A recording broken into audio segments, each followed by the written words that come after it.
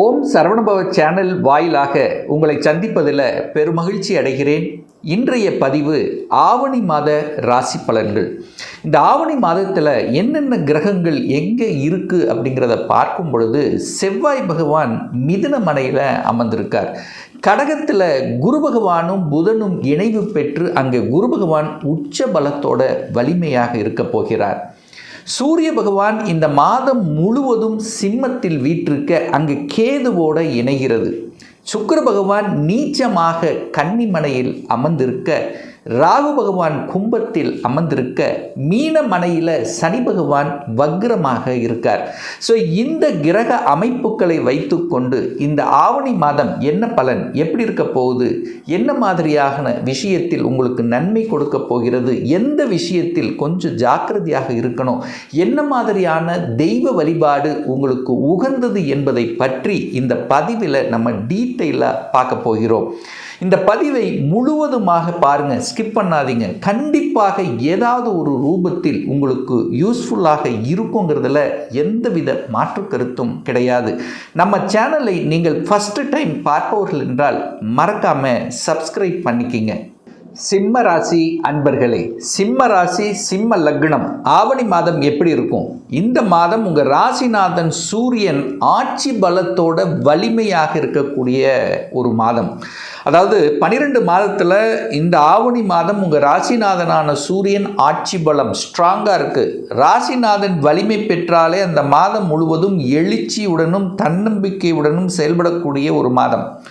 கூட கேது பகவான் இருக்கார், ஒரு சர்ப்ப கிரகம் உட்கார்ந்துருக்கு. ஞானம் அறிவு ரொம்ப முக்கியம். ஏன்னா இந்த 5ஆம் தேதி வரை பார்த்தீங்கன்னா வாக்காதிபதியாக இருக்கக்கூடியவன் லாபாதிபதியாக இருக்கக்கூடிய புதன் பகவான் விரயஸ்தானத்தில் இருக்கார். அப்போது பண விஷயத்தில் கொஞ்சம் கவனம் எச்சரிக்கைங்கிறது ரொம்ப அவசியம். இந்த ஆவணி மாதம் 5ஆம் தேதிக்கு அப்புறம் பார்த்தீங்கன்னா புதன் உங்கள் ராசியிலே வந்து உட்கார்ந்துருக்கார். சூரியனுக்கு அது நண்பர். அப்போது அறிவார்ந்த புத்திசாலித்தனமிக்க செயல்பாடுகள் திருப்திகரமாக இருக்கும். அப்போ யோசிப்பீங்க, இது செய்தால் நல்லது, இதை செய்தால் கெட்டது என்கின்ற தன்மை உங்கள் அறிவுக்கு புலப்படும். அப்போ முதல் 5 நாள் மட்டும் கொஞ்சம் கவனம் எச்சரிக்கை, கோபப்படக்கூடாது, ஆக்ரோஷப்படக்கூடாது, நிதானம் பொறுமை ரொம்ப முக்கியம் என்பதை இந்த சிம்மராசி என்பர்கள் புரிந்து கொள்ள வேண்டும். 2ஆம் இடம், அதாவது தனம் குடும்பம் வாக்குஸ்தானத்தின் அதிபதி தான் புதன் பகவான். அந்த புதன் பகவான் இப்போ விரயஸ்தானத்தில் இருக்கார் 5ஆம் தேதி வரை. அதன் பிறகு உங்கள் ராசியிலே அமர்ந்து திக்பலம் வலிமை பெறுகிறது.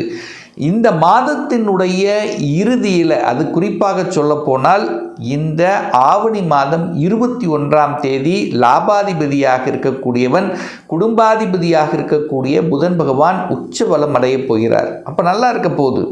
அப்போ பணத்து தேவைகள் பூர்த்தியாகும். அதாவது பணம் கஷ்டமாக இருக்கிறது, பணம் எங்கேயாவது சிக்கி கொண்டிருக்கிறது, வரவேண்டிய பணம் வரமாட்டங்குது என்று பணத்தை நினைத்து கொண்டு, அல்லது குடும்ப உறவுகளை நினைத்து கொண்டு, அல்லது உங்கள் பேச்சு நான் இந்த வாக்கு கொடுத்த அதை நிறைவேற்ற முடியல அப்படின்னு இருக்கின்றவர்கள் எல்லாமே பார்த்தீங்கன்னா இந்த ஆவணி மாதம் 21ஆம் தேதிக்கு அப்புறம் சரி செய்யப்படுகிறது.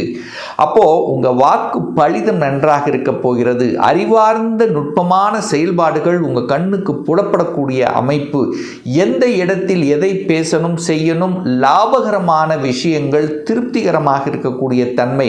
குடும்பத்தில் சுப நிகழ்வுகள், அதாவது இந்த சுப காரியங்கள் உங்கள் சகோதரர்கள் அல்லது உங்கள் உறவுகள் இரத்தபந்த உறவுகளுக்கு கலந்து கொள்ளக்கூடிய அமைப்புகள் இந்த மாதம் நிச்சயமாக உண்டு அப்படிங்கிறத நம்ம ஸ்ட்ராங்காக சொல்லலாம். 3ஆம் அதிபதி முயற்சி ஸ்தானத்தின் அதிபதி நீச்சமாக 2ஆம் இடத்தில் உட்கார்ந்துருக்கார். அப்போது கொஞ்சம் டல்லாக இருந்தது, ஒரு சோம்பேறித்தனமாக இருந்தது, தான் ஒன்று நினைத்தால் அது ஒன்று நடக்குது, இந்த மாதிரி நினைத்து கொண்டிருக்கின்றவர்களுக்கெல்லாம் ஆவணி 16ஆம் தேதிக்கு அப்புறம் நல்லா இருக்க போகுது. ஏன்னா தைரிய வீரியம், சூரியன் வேறு பலமாக இருக்குது, புதனும் வேறு புத்திசாலித்தனம் மிக்க கிரகமும் வலுமாக இருக்குது. அப்போது தைரியமாக வீரியமாக செயல்படக்கூடிய தன்மை விட்டது. அதாவது போன மாதம் செயல்பட முடியாமல் இருந்த விஷயங்கள் இப்போ எடுத்து செய்து வெற்றி அடையக்கூடிய தன்மைகள் இந்த மாதம் நல்லா இருக்குது. பிரயாணங்கள் நல்லா இருக்கும். சுக்கிரன் ஆட்சி பலம் அடைகிறார். 3ஆம் அதிபதி வலிமை பெறுது. அந்த 3ஆம் இடத்துல தான் இந்த இசை இருக்கிறது, எழுத்து சம்பந்தப்பட்ட கதை கட்டுரை, இந்த இலக்கியம் சம்பந்தப்பட்ட துறையில் இருக்கக்கூடிய அத்துணை சிம்மத்துக்கும் ஒரு நல்லவைகள், நல்ல தன்மைகள் கொடுக்கக்கூடிய அமைப்பு, புதிய ஒப்பந்தங்கள் கிடைக்கக்கூடிய அமைப்பு. எந்த ஒப்பந்தமாக இருந்தாலும் வரவுகள், அதாவது டிராவல் மூலமாக, நண்பர்கள் மூலமாக அனுகூலம், ஆதாயம் கிடைக்கக்கூடிய ஒரு மாதம் இந்த ஆவணி மாதம். 16ஆம் தேதிக்கு அப்புறம் நிச்சயமாக எதிர்பார்க்கலாம் இந்த சிம்மராசி அன்பர்கள். 4ஆம் அதிபதி சுகத்தை தரக்கூடியவன் யாரு அப்படின்னா செவ்வாய் பகவான். அந்த செவ்வாய் பகவான் தான் இந்த சிம்மத்துக்கு யோகாதிபதி, ராஜ யோகாதிபதி. லாபஸ்தானத்தில் உட்கார்ந்திருக்கு இந்த மாதம் முழுவதும். அப்போ 4ஆம் இடத்தை பாக்யாதிபதியாக இருக்கக்கூடிய குரு பகவான் பார்க்கிறார். அப்போ நிச்சயமாக செலவுகள் என்பதை சுப செலவுகளாக, 4ஆம் இடம் இடம், வீடு, வண்டி, வாகனம் இதையெல்லாம் குறிக்கக்கூடிய ஒரு இடம். அப்போது அதெல்லாம் வாங்கலாமா அப்படின்னா சிம்மராசி என்பவர்கள் தாராளமாக வாங்கி கொள்ளலாம். வாங்குவதற்கு எந்த தடையும் ஏற்படுத்த போவதில்லை. ஏன்னா 4ஆம் அதிபதி லாபஸ்தானத்தில் உட்கார்ந்துருக்கு. 4ஆம் இடத்தை தனக்காரக கிரகமான குரு பகவான் பார்க்கிறார். அப்போ 4ஆம் இடம் ஆக்டிவேட் ஆகுது. அப்போ ஒரு இடம் வாங்கணும்னு நினச்சிட்டு இருக்கவங்க தாராளமாக வாங்கலாம். ஒரே ஒரு விஷயம் என்னென்னா, இந்த மாதம் புதன் கேதுவோடு வந்து சேர்றார். அப்போ என்னென்னா, புதன் என்ன டாக்குமெண்ட்டு, இந்த மாத தொடக்கத்தில் விரயஸ்தானத்தில் இருக்கார், அப்புறம் கேதுவோடு சேர்றார். அப்போது இந்த மாதம் குறிப்பாக சொல்லப்போனால் ஆவணி மாதம் 20ஆம் தேதி வரை எந்த டாக்குமெண்ட், இடம் வாங்கினாலும் சரி, வீடு வாங்கினாலும் சரி, ஒரு ரிஜிஸ்ட்ரேஷன் பண்ணாலும் இருந்தாலும் சரி, டாக்குமெண்ட் பக்காவாக இருக்குதா அப்படிங்கிறத ஒரு தடவைக்கு 2 தடவை செக் பண்ணணுங்கிறத ஞாபகத்தில் வைத்து கொள்ளுங்கள். ஏன்னா டாக்குமெண்ட்டுக்கு சொந்தக்காரர் புதன், அவர் விரயஸ்தானத்தில் இருக்கார். 20ஆம் தேதி வரை கேதுவோடு சேர்ந்திருக்கார். ஸோ இதனால தான் சொல்கிறேன். ரைட். 5ஆம் இடம் என்பது பூர்வ புண்ணிய ஸ்தானத்தை குறிக்கக்கூடிய இடம். அந்த 5ஆம் அதிபதி உச்சமாக 12 இருக்கார். 5க்குரியவன் விரயஸ்தானத்தில் போயிட்டாரே, அப்போது பூர்வ புண்ணியம் விரயமாகிறதே அப்படின்னு நீங்கள் நினைக்க வேண்டிய அவசியம் இல்லை. 5 என்பது குழந்தைகள், குழந்தைகள் விரயம் அப்படி இல்லை. குழந்தைகள் வெளியே போக போகிறாங்க. 12ஆம் இடம் என்பது வெளிநாடு, வெளி மாநிலத்தை குறிக்கக்கூடிய தன்மை. அப்போது உங்கள் குழந்தைகள் படித்து முடித்தவுடன் இப்போ வேலை எதிர்பார்த்து காத்து கொண்டிருப்பவர்கள் உங்கள் ஊரை விட்டு வெளியே நகரக்கூடிய சந்தர்ப்பங்களை உருவாக்கும். அல்லது படித்து கொண்டிருக்கக்கூடிய குழந்தைகளாக இருந்தால் உங்கள் ஊரை விட்டு வெளி டிஸ்ட்ரிக்ட், வெளி மாநிலம் அல்லது வெளிநாட்டில் போய் படிக்கக்கூடிய சந்தர்ப்பங்களை உருவாக்கும். அதுதான் 5க்குரியவன் 12இல் உச்சமாக இருக்கிறார். ரைட்.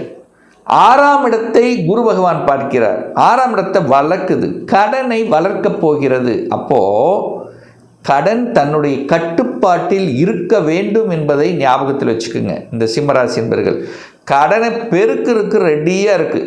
நீங்கள் எங்கே கேட்டாலும் கடன் கொடுத்துருவாங்க. ஆனால் கடனை வாங்கி கடனை அடைத்தல் என்கின்ற நிகழ்வுக்கு சென்று கொண்டிருக்கும். அப்போ என்ன அர்த்தம்? இந்த வருடம் கடன் வளர்க்கக்கூடிய வருடமாக இருக்கிறதுனால சுப கடன்களை ஏற்படுத்தி கொள்வது ஒரு புத்திசாலித்தனம் அப்படின்னு எடுத்துக்கலாம். அல்லது ஏதாவது என்ன சொல்கிறது, ஒரு இடத்துலையோ நிலத்திலேயோ இன்வெஸ்ட் பண்ணுறது ஒரு சிறந்த ஒரு ஆப்டாக உங்களுக்கு இருக்கும். 7க்குரியவன் போய் 8ல் மறைஞ்சிட்டார். 7க்குரியவன் 8ல் போய், அப்போ திருமணத்தில் சில தடைகளையும் ஒரு தாமதத்தையும் இந்த சிம்மராசி என்பவர்கள் ஏற்படுத்தும். அப்போது டோட்டலாக திருமணம் நடக்காதுன்னு நான் சொல்ல போகிறதில்ல, சில தடைகளையும் பிரச்சனைகளை கொடுப்பதற்கான அமைப்பு இருக்கிறதுனால கொஞ்சம் ஒரு என்ன சொல்கிறது, ஒரு கேர் அப்படிங்கிறது முக்கியம். எந்த ஒரு விஷயமாக இருந்தாலும் ஒரு கேர், கணவன் மனைவிக்குள்ளே விட்டு கொடுக்கக்கூடிய மனப்பான்கு, கோபம் வரக்கூடாது. ஏன்னா சனி 6ஆம் அதிபதியாகவும் இருப்பார், 7ஆம் அதிபதியாகவும் செயல்படுவார். அவர் 2ஆம் இடத்தை பார்க்குறார், வாக்குஸ்தானத்தை பார்க்குறார், 8லிருந்து பார்க்குறார். அப்போ டக்குன்னு கோபம் வரும்.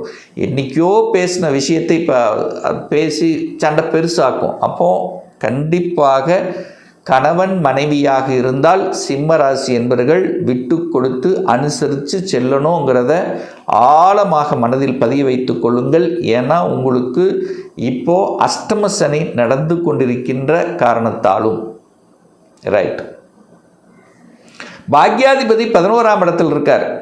நல்லது, அப்பாவால் நன்மை உண்டு. ஏன்னா சூரியன் காரக கிரகம், சூரியன் கேது, கேதுவோட சேர்ந்துட்டாரே, ஏதோ தொந்தரவு பிரச்சனை, அப்பாவுக்கு சின்ன சின்ன தொந்தரவுகள் வந்தாலும் 9ஆம் அதிபதி 11ஆம் இடத்தில் இருக்கிறனால இந்த மாதம் பெரிய தீங்கு என்பது நிச்சயமாக இல்லை.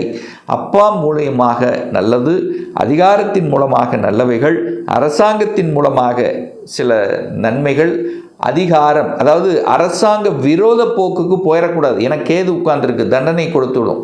அப்போது நேர்மறையாக செய்யக்கூடிய செயல்பாடுகள் திருப்தியை ஏற்படுத்தும்.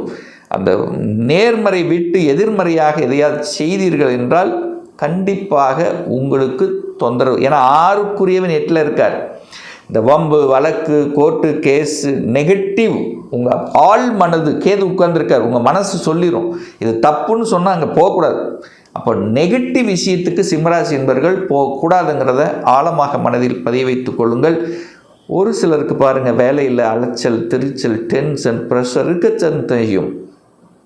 ஏன்னா 10க்குரியவன் நீச்சமாக இருக்காரே, தொழில்ஸ்தானத்தின் அதிபதி நீச்சமாக இருக்கே, அப்போ வேலை பிடிக்கல, என்ன எதையாவது சொல்லிகிட்டே இருக்காங்க, அதிக வேலைப்பளு இருக்குது, ஒரு திருப்தி இல்லை, ஒரு சாட்டிஸ்ஃபேக்ஷன் இல்லை, வேலை கிடைக்க மாட்டேங்குது, வேலை விட்டவங்களுக்கு இப்போ வேலை கிடைக்க மாட்டேங்குது. இதெல்லாம் பார்த்திங்கன்னா இந்த மாதம் கரெக்டாக சொல்லப்போனால் 16ஆம் தேதிக்கு அப்புறம் சுக்கிரன் வந்துடுறாரா, 10ஆம் அதிபதி ஆட்சி பலம் ஆகிறாரா, ஸ்ட்ராங் ஆகிறாரா. அப்போ 16ஆம் தேதிக்கு அப்புறம் வேலை இல்லாத சிம்மராசி என்பவர்களுக்கு வேலை கிடைக்கக்கூடிய அமைப்புங்கிறது பரிபூரணமாக உண்டு. சார், இந்த மாதம் எந்த தெய்வ வழிபாடு உகந்தது அப்படின்னு கேட்டிங்கன்னா, செவ்வாய் தான் உங்களுக்கு யோகத்தை தரக்கூடியவன். அப்போது இந்த ஆவணி மாதம் 26ஆம் தேதி 12/9/2026 சனிக்கிழமை அன்று செவ்வாய் பகவானுடைய ஜெயந்தி, அதாவது செவ்வாய் பகவானுடைய பிறந்த நாள் வருது. அன்றைய நாள் நவகிரகத்தில் இருக்கக்கூடிய செவ்வாய் பகவான் அல்லது முருகப்பெருமானை சென்று வழிபடும் போது எந்தெந்த பாக்கியத்தில் உங்களுக்கு குறைபாடு இருக்கிறதோ அந்த பாக்கியங்கள் நிவர்த்தியாகும். அதே சமயத்தில் இடம், நிலம், வீடு, வண்டி, வாகனம், சொத்துக்கள் சார்ந்த பிரச்சனைகள், சகோதர வகையில் இருந்து வந்த பிணக்குகள், இதெல்லாமே கண்டிப்பாக விலகுங்கிறதுல மாற்று கருத்து கிடையாது. அதே போல் இந்த மாதம் ஆவணி மாதம் 19ஆம் தேதி 5/9/2026 சனிக்கிழமை அன்று சனி பகவானுடைய ஜெயந்தி. ஏன்னா சனி பகவான் தான் உங்களுக்கு ஆகாதவன், 6க்குரியவன். கடன், நோய், எதிர்ப்பு, பகை, யாருக்கெல்லாம் கடன் இருக்கிறதோ, யாருக்கெல்லாம் ஹெல்த்தில் சார்ந்த பிரச்சனை இருக்கோ, வேலையில் பிரச்சனை இருக்குது, எதிர்ப்பு இருக்குது, பகை இருக்குது, வம்பு வழக்கு இருக்குது, ஹெல்த்து சார்ந்த விஷயத்தில் பிரச்சனை இருக்குது, தொழில் சரியாக போக மாட்டேங்குது, இந்த மாதிரி இருக்கிறவங்களில் அன்றைய தினம் நவகிரகத்தில் இருக்கக்கூடிய சனி பகவானை சென்று வழிபடும் போது கண்டிப்பாக ஒரு நல்ல நிவர்த்தி கிடைக்கும் என்பதில் எந்தவித மாற்று கருத்தும் கிடையாது. இன்னும் ஒரு துல்லிய பலன், உங்கள் ஜாதகத்தில் கிரகங்கள் எப்படி இருக்குது, என்ன அமைப்பில் இருக்குது, என்ன ஆதிபத்தியம் பெற்றிருக்கு, எத்தனை டிகிரியில் அமர்ந்திருக்கு, இப்போ நடப்பு தசாநாதன், புத்திநாதன், அந்தரநாதன், சூட்சமநாதன் எப்படி இருக்குது என்பதை பொறுத்து நீங்கள் கேட்கக்கூடிய எந்த கேள்வியாக இருந்தாலும் சரி, சொந்த தொழிலா வேலையா, சொந்த தொழில்னா அதுக்குண்டான அமைப்பு இருக்கிறதா, அல்லது எப்போ நம்ம சொந்த தொழிலை ஆரம்பிக்கலாம், வேலைன்னா கவர்மெண்ட் ஜாபா இல்லை ப்ரைவேட் ஜாபா, அந்த கவர்மெண்ட் ஜாபுக்கான கொடுப்பினை இருக்கா, அல்லது எப்போ நமக்கு கவர்மெண்ட் ஜாப் கிடைக்கும், எப்போ ப்ரமோஷன் கிடைக்கும், எப்போ இடமாற்றம் கிடைக்கும், எப்போ திருமணம் நடக்கும், எப்போ குழந்தை பாக்கியம் அமையும், எப்போ நான் வீடு கட்டுவேன், இது போன்ற கேள்விகளுக்கு துல்லியமான பதிலை நம்மால் கூற முடியும். ஒரு பர்சனல் கன்சல்டேஷன் எடுத்துக்கணும், ஒரு சுய ஜாதகம் பார்க்கணும் என்று விருப்பப்படக்கூடிய அன்பர்கள் டிஸ்பிளே தெரியக்கூடிய நம்பருக்கு வாட்ஸ்அப் மூலியமாகவோ ஃபோன் கால் மூலியமாகவோ தொடர்பு கொண்டு அப்பாயின்மெண்ட் பெற்றுக்கொண்டு நேரடியாகவோ அல்லது ஆன்லைன் மூலமாகவோ கன்சல்டேஷன் எடுத்துக்கலாம். நம்மளுடைய அலுவலகம் கோயம்புத்தூரில் அமைந்துள்ளது. அதாவது கோயம்புத்தூரிலிருந்து மேட்டுப்பாளையம் செல்லும் வழியில் வெள்ளக்கிணர் பிரிவு அன்னபூர்ணா ஹோட்டலுக்கு அருகில் அமைந்துள்ளது. பிரியர் அப்பாயின்மெண்ட் வாங்கிட்டு நேரடியாக கன்சல்டேஷன் எடுத்துக்கலாம். மீண்டும் ஒரு நல்ல பதிவில் உங்களை சந்திக்கும் வரை உங்களிடமிருந்து விடைபெறுவது உங்கள் அஸ்ட்ராலஜர் டாக்டர் சதீஷ்.